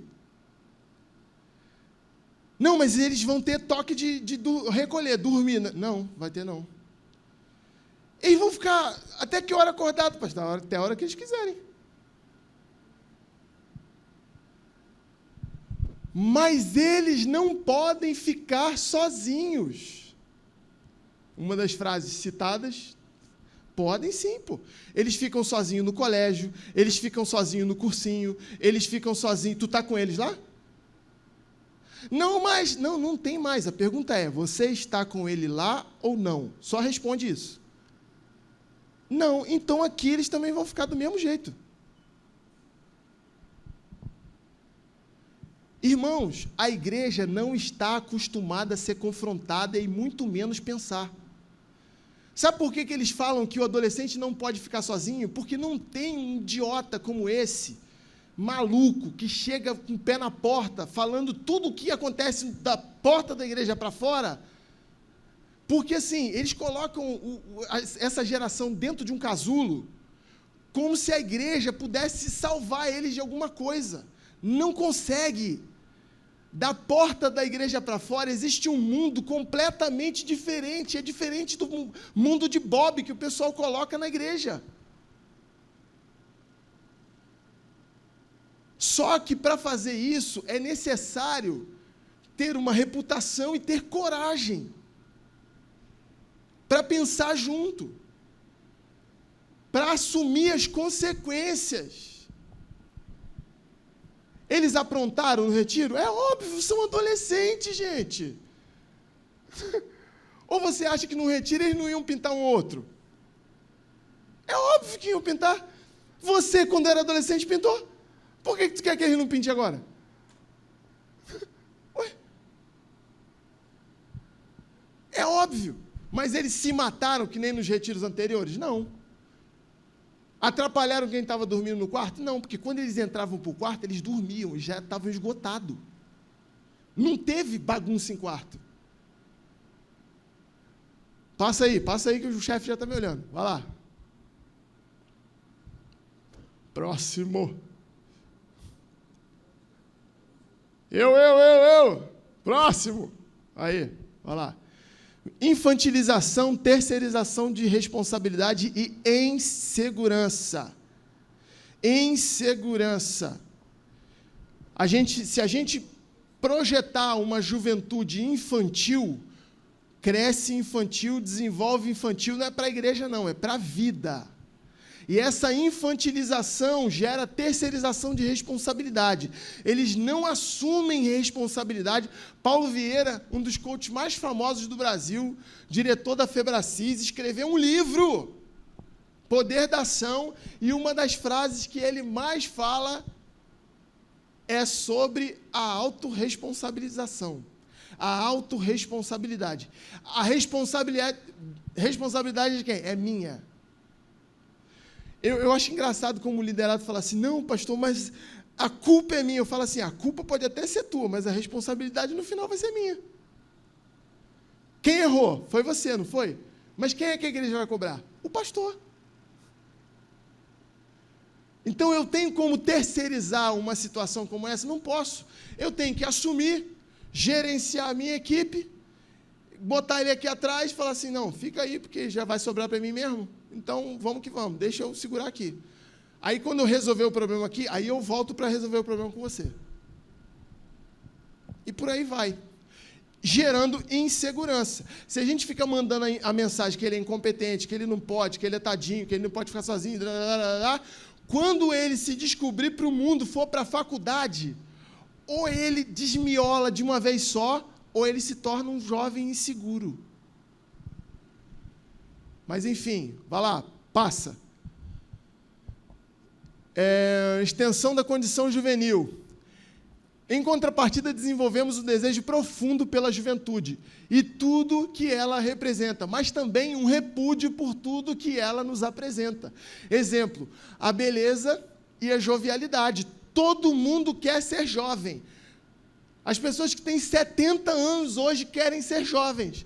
Uma mulher de 70 anos, quando tu vê ela tirando foto para o Instagram, ela está assim, ó.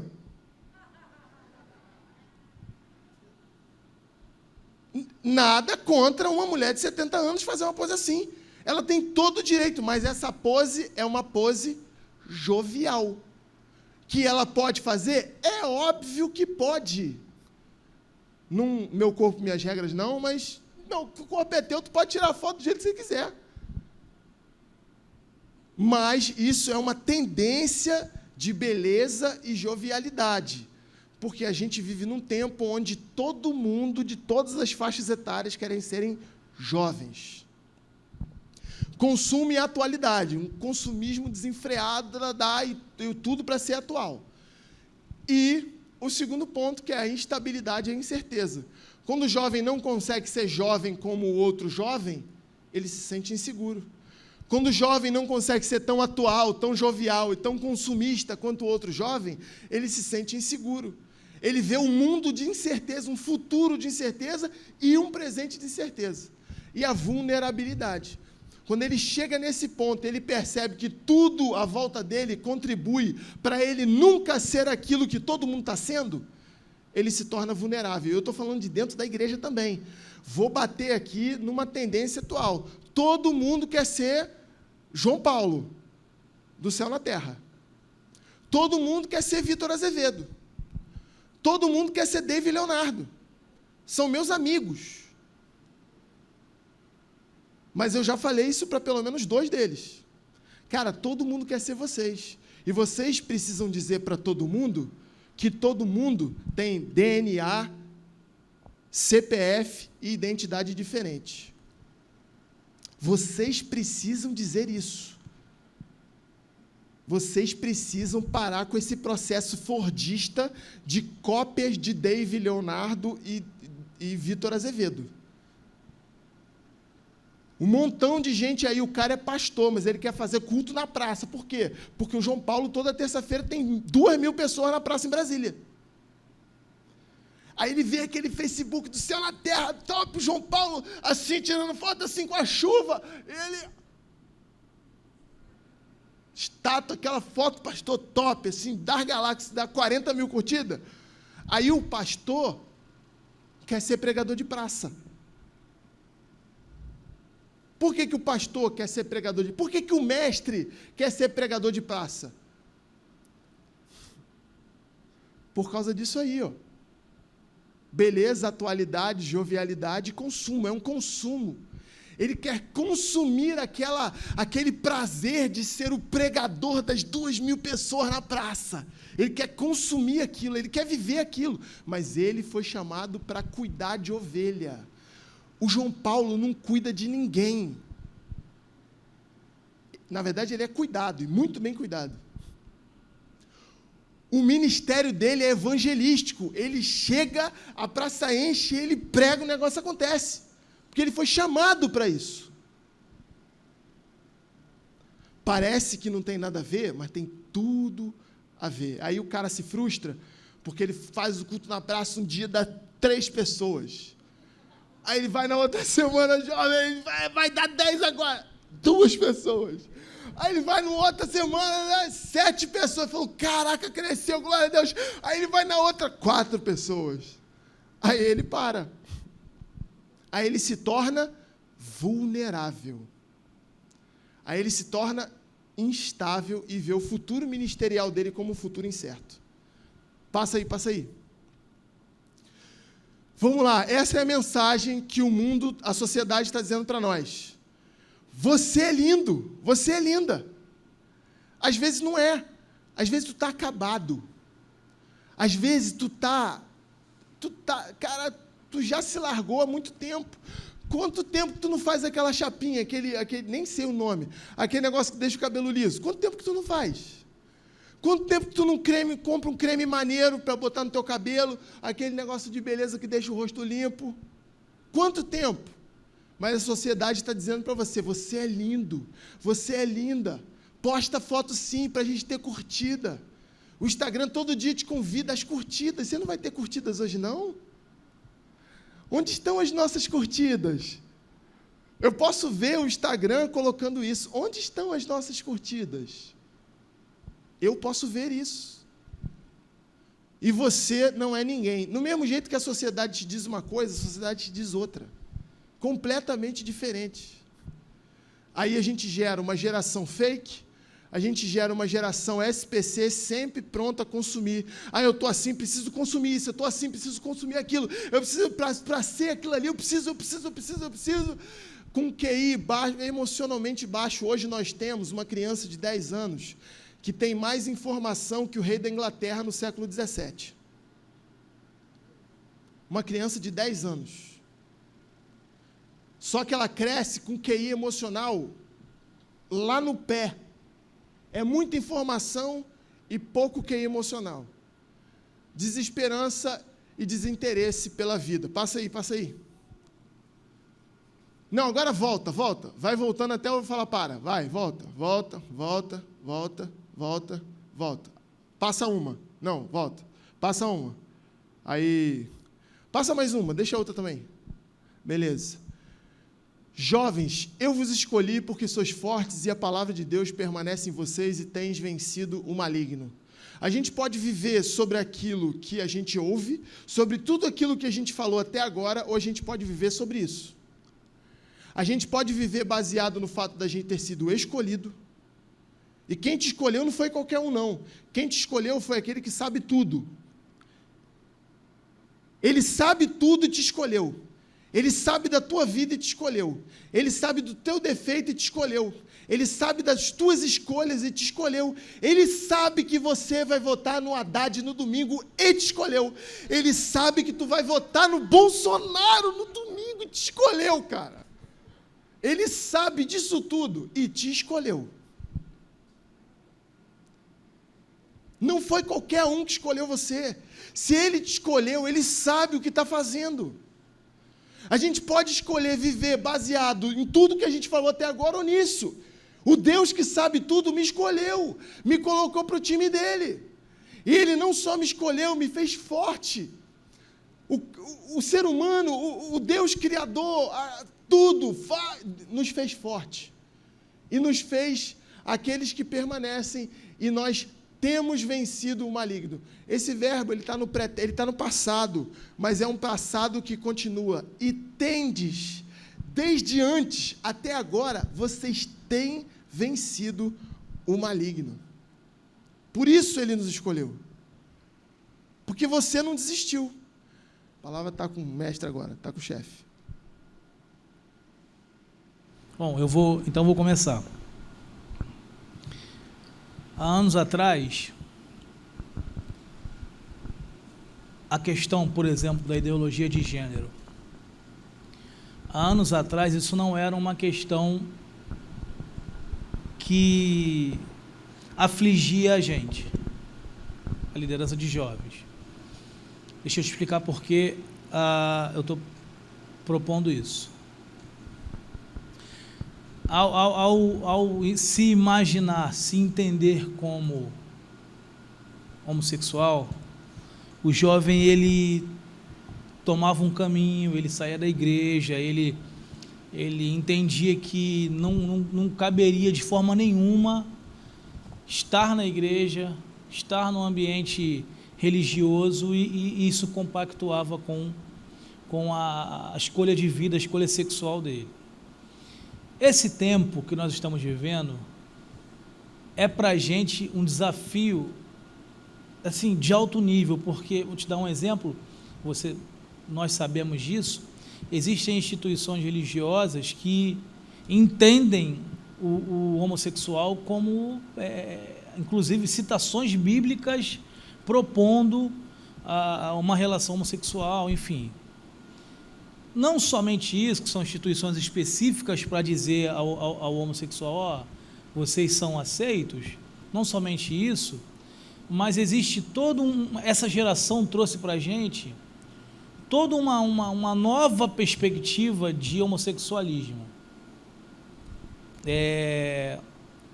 Não sei se vocês vão lembrar, mas antes, sei lá, 10, 15 anos atrás, existia, era binário, gay e lésbica. Essa geração trouxe para a gente uma nova perspectiva. Eu assisti no início no período passado, desculpa. Tem várias. Eu assisti lá no seminário, lá na faculdade. Eu vou concluir a pergunta só para tentar situar o que eu estou falando.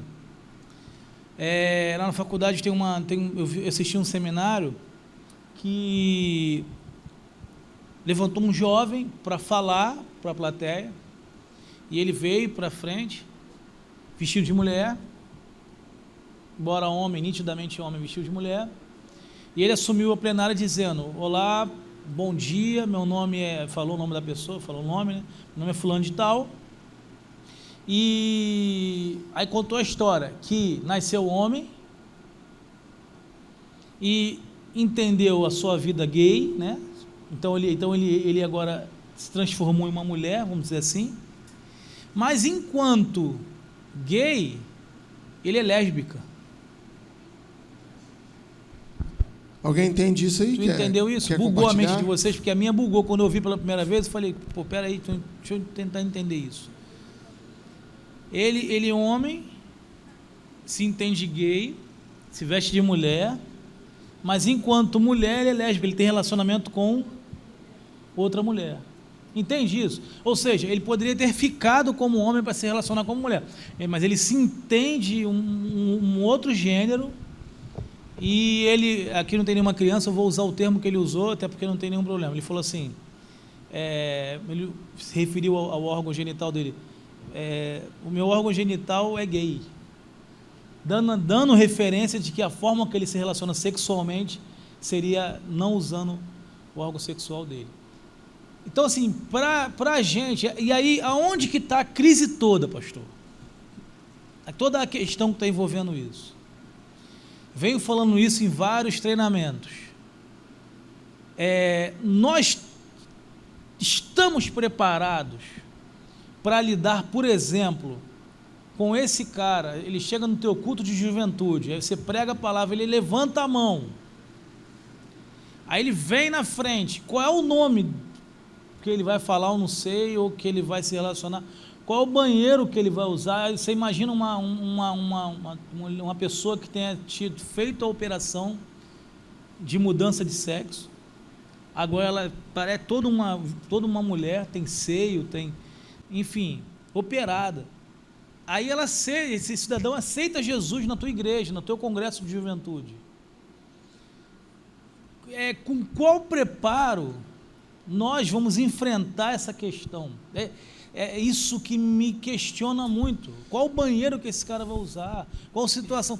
Em qual aspecto? Por isso que eu estou falando, quando a gente falou da juventude do futuro, é que há 10 anos atrás isso não era uma demanda, ou era, e nós negligenciamos. E cada coisa que a gente coloca para baixo do tapete não se resolve, só aumenta. Então, quais são as demandas do hoje que vão explodir lá na frente, gente? O que nós temos negligenciado no hoje, que vai amanhã ser uma demanda, não só para eles, mas para os líderes que vão suceder eles. Se a gente não trata hoje, vai explodir amanhã. Eu fico imaginando, eu lembro do nome desse jovem, eu fico imaginando lidar com ele, ao assumir, dizer assim, sou crente agora, aceitei Jesus. Eu fico às vezes tentando pensar em formas de inseri-lo, e não é fácil para mim imaginar, por exemplo, um cidadão operado, inseri-lo no contexto religioso. Mas sim, você está falando de uma esfera que a igreja não sabe lidar, uma.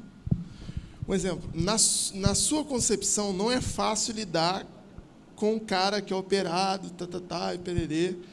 Só que vamos imaginar que nós somos uma comunidade de fé. Aí nós somos aqui 40, 50 pessoas. Você não sabe lidar com isso. Ele não sabe lidar com o tatuado. Ela não sabe lidar com o deficiente. Ele não sabe lidar com o do brinco. E nós somos uma comunidade de 50, onde a maioria de nós não sabe lidar com pelo menos uma ou mais coisas, ou mais características que estão fora do nosso padrão FIFA de igreja. E aí, como é que se é relevante, pensando assim? Porque assim, existe um mundo inteiro lá fora de pessoas padrão FIFA, que essas aí são muito bem-vindas na nossa comunidade. A hora que elas quiserem vir, pode vir, que elas vão ser aceitas fácil. E tem um montão de gente lá fora que não é padrão FIFA. Tatuado, piercing, alargador, silicone, operado, e ok. O que a gente vai fazer com esse povo? Porque assim, o nosso alvo são eles. Nosso alvo não é o Clube dos 5. Não é o clubinho de domingo. O nosso alvo são eles. O nosso objetivo de ser igreja, seja no passado, seja no presente ou seja no futuro, são eles. Foi por causa deles, é por causa deles e vai ser por causa deles. Ok? Por que nós somos igreja? Para montar um grupo de louvor aqui e cantar no domingo? Não. Para botar um pregador aqui e lançar uma palavra de vitória? Não. Nós somos igreja para sair dessas portas aqui no domingo e na segunda-feira ser igreja em todos os lugares onde a gente está e pregar Jesus e fazer discípulo em todos os lugares. É para isso que a gente veio. É por isso que Jesus não levou a gente ainda. Porque Jesus ainda acredita que nós vamos parar de ser a igreja que segunda-feira se cala e domingo e abre a boca. Ele só não levou a igreja ainda porque ele ainda acredita que essa igreja uma hora ela vai sumir e vai vir a igreja de verdade. Então, assim, a pergunta não é como lidar com a pessoa que é operada, que tem que ter o banheiro, que tem que ter o não sei o quê. Não, a pergunta não é essa. A pergunta é como alcançar aqueles que não são padrão FIFA. Mas, então, aqui, você fala de alcançar, mas a grande preocupação para mim não é o alcance em si, mas o lidar com. Mas a gente não precisa lidar. A igreja, eu vi uma coisa numa igreja lá em Natal, que eu falei assim, cara, é isso. É isso, uma igreja que só toma paulada. Uma atrás da outra, lá. Uma atrás da outra. E Natal não é uma cidade fácil para botar igreja não, tá? Rio Grande do Norte é um estado difícil com igreja. O pastor, ele veio pregar na nossa conferência e tal, ele falou assim, Rafa, sabe por que a gente toma muita paulada lá em Natal? Por causa de uma frase que o nosso pastor sênior tem. Ele diz, a videira aceita todos. Todos. Qual o discurso? Qual o melhor lugar do mundo para um homossexual estar? Na igreja. Qual o melhor lugar do mundo para o político ladrão estar? Na igreja. Qual o melhor lugar do mundo para o assassino que acabou de matar o cara estar? Na igreja. Qual é o melhor lugar do pedófilo estar? Na igreja. No banco da igreja sentado domingo. É o melhor lugar para ele estar. Ou não é?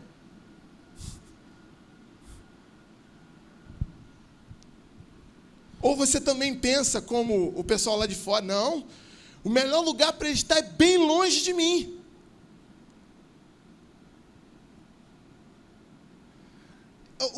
Gente, em nome de Jesus, o problema é cultura. O problema é cultural, é mudança de mente, é metanoia. A gente precisa mudar a forma de pensar. Qual é o melhor lugar para Jesus estar? Bem longe da prostituta. Onde é que ele estava? Bem perto da prostituta. Qual é o melhor lugar para Jesus estar? Bem longe de mulheres quando ele está sozinho. Aí os discípulos vão fazer um negócio na cidade e voltam com quem Jesus está? Com uma mulher sozinho. Qual é o melhor lugar para Jesus estar? Bem longe das mesas onde existem pessoas corruptas. Qual é uma das primeiras casas que Jesus vai comer? Na mesa dos caras mais corruptos da cidade. Cara, Jesus, se vivesse hoje, meu Deus, se Jesus nascesse hoje, daqui a 30 anos, ele seria o cara mais achacoalhado da face da terra. Porque Jesus fazia tudo que a gente diz assim, está errado. Tudo que a gente fala hoje que está errado, ele fazia. O melhor lugar do mundo para o cara mais miserável, a mulher mais vagabunda que você pode imaginar possível. Uma mãe que afoga o filho e mata o filho afogado. O melhor lugar para essa mãe estar? Na igreja. Pastor, a videira aceita tudo, todos, mas a videira não aceita tudo. Ela aceita todos, vem. Você quer vir? Vem. Você vem, senta aí, assiste o culto aí. Senta aí, rapaz. Assiste o culto. Não, mas vão me apedrejar. Assiste o culto aí, rapaz. Vem. Não, mas eu tenho 2 mulheres. Culto de quarta-feira, vai lá. Assiste o culto. Vai na quarta. Vai no culto. Vai no que tiver mais lotado para as pessoas não te verem. Vem e assiste o culto. Agora a videira não aceita tudo. Vai botar esse cara no púlpito para pregar? Não, óbvio que não. É óbvio que no lugar dele é sentado e ouvindo a palavra. Onde é que ele vai ficar? Sentado e ouvindo a palavra, porque vai ter uma hora que o Espírito Santo vai falar, vai entrar, vai. O problema todo é que muitas vezes a igreja não é um ambiente atrativo Por quê? Porque a pessoa sabe que quando chegar lá, ela vai ser julgada, ainda mais se for dentro de uma comunidade pequena. O cara está numa comunidade, o que aconteceu? O cara matou a mulher. Aí no domingo seguinte ele vai na igreja. Quando chega lá na igreja, quem é aquele cara? É o José da Silva Oliveira? Não, é o cara que matou a mulher. O cara é o homossexual mais conhecido do bairro onde você mora. Aí ele chega na igreja domingo, quem é ele? É o José da Silva? Ou é a Kate Morning? Não chamam nem ele pelo nome de guerra, nem pelo nome normal. Quem é?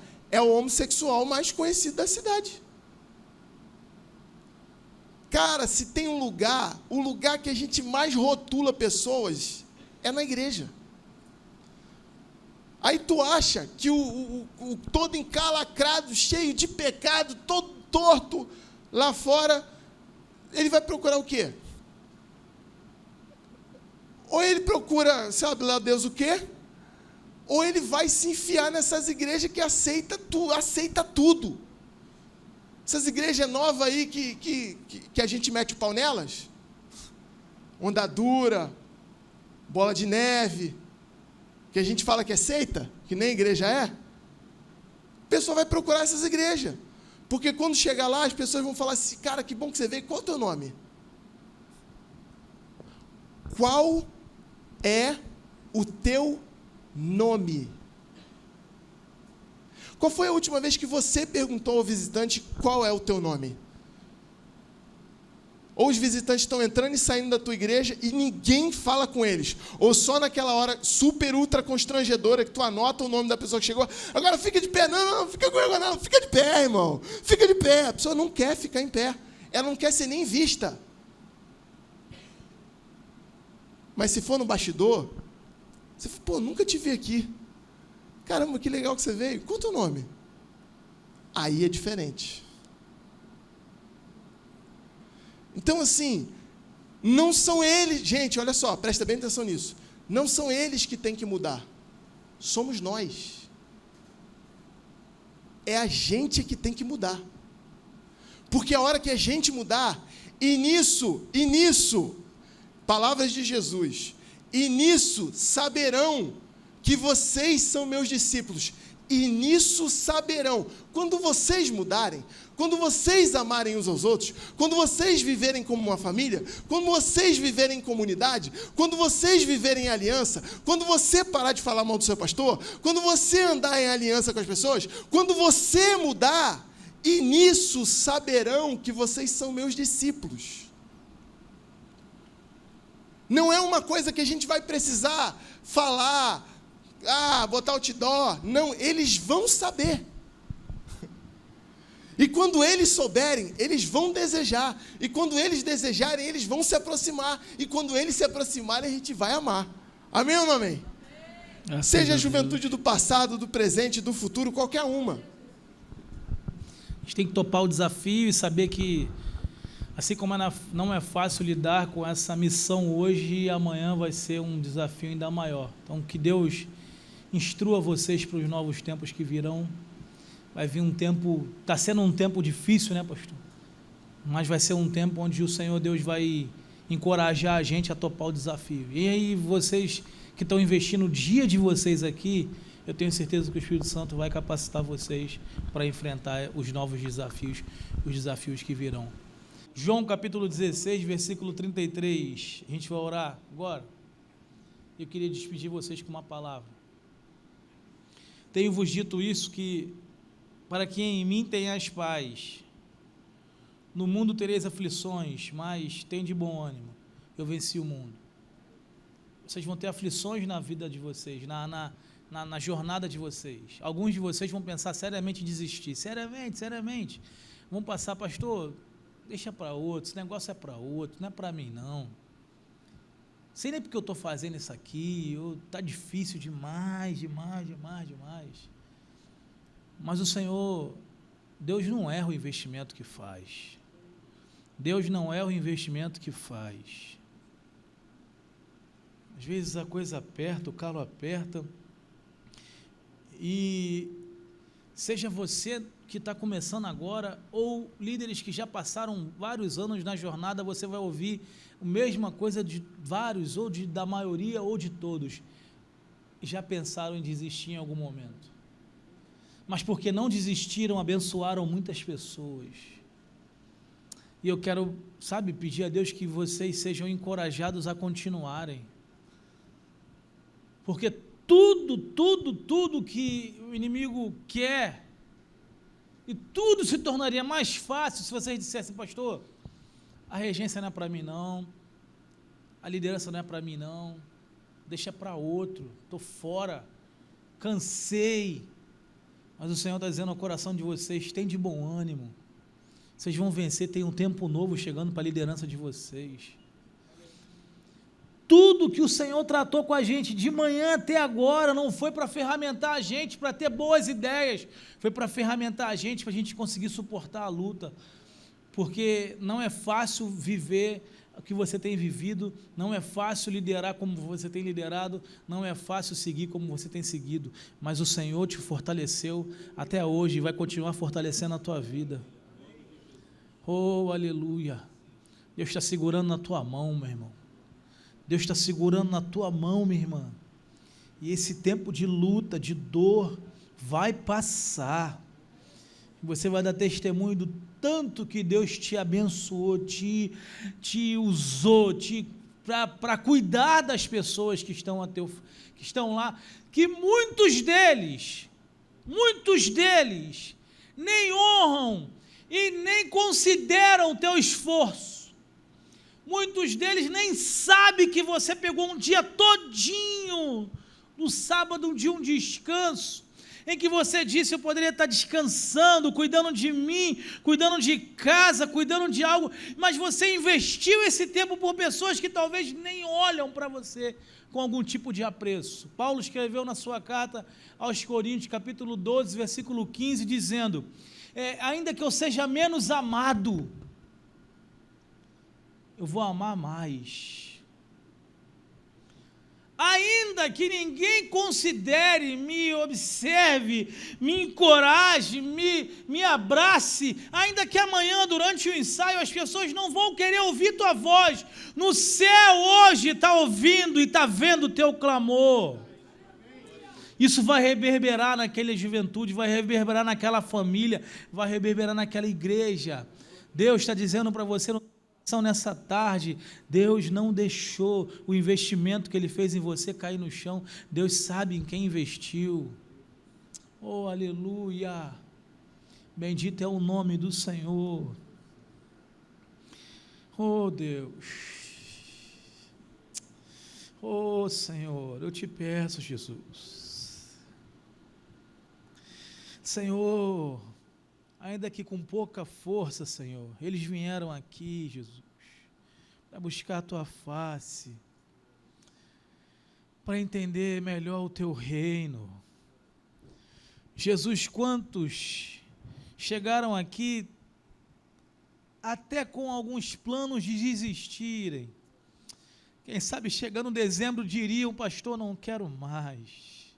Quem sabe quando chegar o congresso, já tem até um plano estabelecido, quando chegar o congresso, eu vou dizer: pastor, chega, coloca outro, esse tempo para mim acabou, não aguento mais sofrer, não aguento mais me anular, não aguento mais fazer e não ser valorizado, não aguento mais investir tempo na minha vida e eu não ver os resultados. Mas Deus, nós fomos chamados, Senhor, e nós estamos aqui, Senhor, por essa causa. Oh, Espírito Santo, fortalece a nossa vida, fortalece o nosso coração. Jesus, eu creio que o Senhor está fortalecendo eles, Senhor. Jesus, manda força do céu, Senhor, fortalece a vida deles, a liderança deles, os braços, a obra de suas mãos. Eles vão vencer, Senhor, para a glória do teu nome, Jesus. Nós não deixaremos, nós não abandonaremos, nós não perderemos essa batalha, Senhor Deus, porque o Senhor garante a vitória. Deus, agora amanhã, Senhor Deus, ou ainda hoje, quando eles estiverem com os jovens, ou amanhã, quando eles estiverem lidando com os jovens, que eles possam, Senhor Deus, entregar a sua oferta de amor, de acolhimento, de ensino, de cuidado, que eles possam enfrentar, Senhor Deus, as crises, confiando no Deus que eles servem, que eles possam entender que existe uma juventude do futuro que precisa ser atendida hoje, Senhor. Jesus, eu clamo a Ti por cada pastor aqui representado, Senhor. Deus, há poder no Teu sangue, cobre os Teus filhos com a Tua mão, com o Teu sangue, abraça, Senhor Deus, cada pastor aqui representado, Senhor, que eles possam entender o valor, e investir e valorizar em cada líder que está aqui, Senhor, dá graça aos Teus filhos, cada pastor, Senhor, eu Te peço, Senhor Deus, vai de encontro ao pastor Eliseu, Senhor Deus, que nos permitiu falar nesse lugar, dá graça ao Teu filho, pastor Marcos, dá graça a cada um, Senhor Deus, da liderança de jovens aqui dessa igreja, Deus, ao pastor Rafael Lira, Senhor Deus, que muito sinceramente investiu o seu tempo e sua oferta nesse trabalho, Deus, eu clamo a Ti por cada palestrante, Senhor Deus, por cada homem e mulher que se dedicou para que essa conferência acontecesse, Senhor, obrigado, Deus, obrigado, Senhor, pela Tua bondade, Senhor, reconheço que tenha sido a mais difícil que nós fizemos até hoje, mas eu entendo, Senhor Deus, que ao passar um dia todo ouvindo testemunhos, pessoas dizendo que tem sido abençoado, tudo isso fez tudo fazer sentido, Deus. Oh, Deus,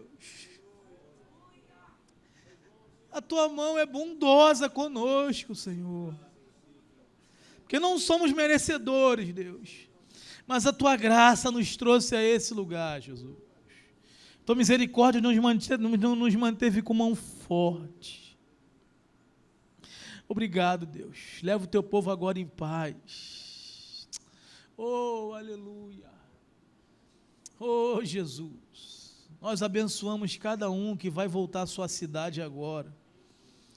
Deus, o Felipe, Senhor Deus, vai agora, Jesus, seguindo para Volta Redonda, meus irmãos de Caxias, meus irmãos de Nova Iguaçu, meus irmãos de Belfort Roxo, meus irmãos de Niterói, meus irmãos da cidade daqui do Rio, Senhor, cada cidade aqui representada, vai, leva em paz esse povo para a Tua casa, Senhor, que eles possam voltar para os seus lares tratados, encorajados. Obrigado, Jesus, por esse tempo, por essa conferência, obrigado, Jesus, obrigado, Senhor, pela Tua bondade, Deus, pela Tua bondade, Deus, obrigado, Deus.